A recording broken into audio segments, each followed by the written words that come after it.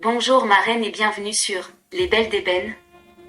Ma reine, dans ce monde qui loue souvent la réussite spectaculaire, la notoriété éclatante et les titres ronflants, je veux aujourd'hui te parler de ce qui se passe loin des projecteurs, là où la vraie vie pulse.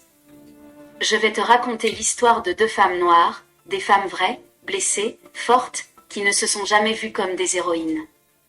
Elles vivent à Soweto, un township chargé d'histoire et de mémoire, où la pauvreté et la douleur cohabitent avec une énergie révolutionnaire.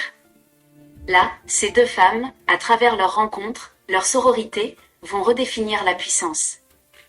Car ma reine, la solidarité, ce n'est pas juste un mot à la mode.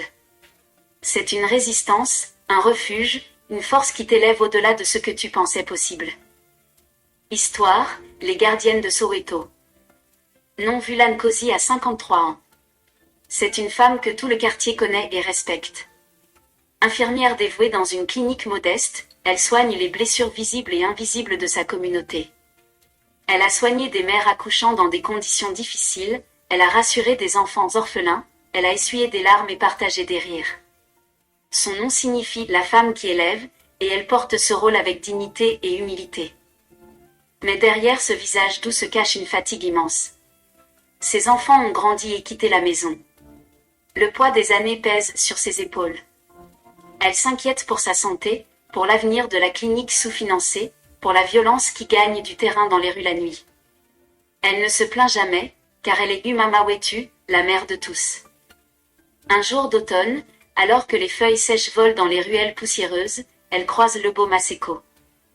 Lebo, 29 ans, est revenu dans son quartier natal après avoir tenté sa chance dans la mode à Cape Town. Son entreprise a échoué. Elle est venue chercher un souffle, un calme, une raison de se relever. Mais elle est perdue, sans repère, sans famille proche. Son cœur est lourd, ses rêves semblent s'éloigner. Un matin, alors qu'elle attend le minibus, une vague de larmes la submerge. Non Vula, qui passait par là, la voit s'effondrer, sans pudeur. Elle s'approche doucement, pose une main rassurante sur son épaule, et l'invite à venir chez elle. Sans mot dire, elle partage un repas, un silence apaisant. Ce simple geste, un lien tissé sans parole, devient le début d'une amitié puissante. Non Vula offre à Lebo plus que du réconfort, elle lui transmet une force ancienne, une foi en la vie qui se relève malgré tout. Lebo, de son côté, redonne à Non Vula le goût de la jeunesse, la créativité et la lumière. Petit à petit, elle s'implique dans leur communauté. Elle crée un collectif intergénérationnel, appelé Izimbokodo, les pierres solides.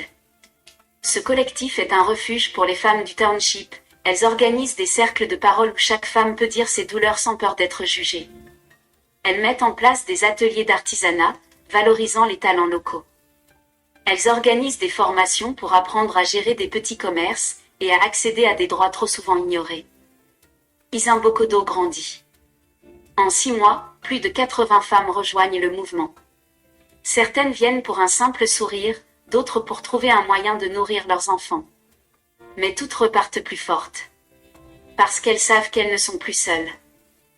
Non Vula retrouve dans ce combat une raison de se lever chaque matin. Et Lebo, malgré ses blessures, se sent enfin capable de rêver à nouveau. Ma reine,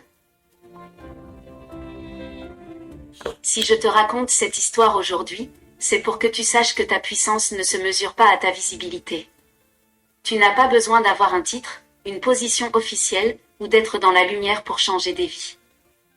Parfois, simplement être là, avec une oreille attentive, un geste tendre, un regard sincère, cela peut sauver une autre femme. Cela peut lui redonner la force de continuer, de croire, d'espérer. Alors, ma reine, la prochaine fois que tu croises une sœur fatiguée, ne la juge pas. Ne la laisse pas de côté. Elle pourrait bien être la clé de ta propre renaissance. La femme qui guérit une autre devient immortelle dans son cœur. Ensemble, nous sommes les gardiennes. Celles qui tiennent, celles qui relèvent, celles qui bâtissent dans l'ombre. Merci d'avoir écouté cette histoire jusqu'au bout. Que Dieu te bénisse et à très bientôt pour des histoires encore plus passionnantes et instructives.